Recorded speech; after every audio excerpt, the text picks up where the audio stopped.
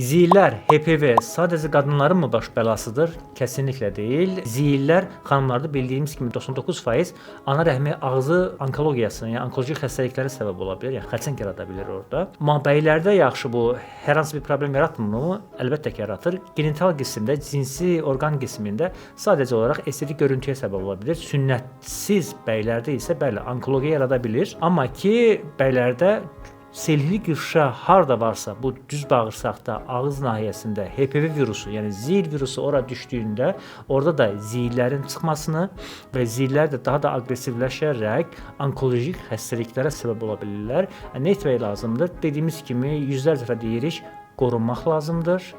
Öz partnyorlarımızı düzgün seçməliyik və yaxud da çox eşli, çox partnyorluq xanımlardan və yaxud da bəylərdən müəyyən qədər uzaq durmaq lazımdır ki, bu ziyillərin bizə düşməsinin qarşısını ala bilək və ekstradan da hər zaman deyirik, mütləq dərəcədə peyvəndlənmə şərtdir. İlk başda xanımlar, daha sonra bəylər az yaşlı ikən uşaq vaxtlarından peyvəndlənməlidir ki, bu HPV illətindən vaxtında qurtula bilsinlər.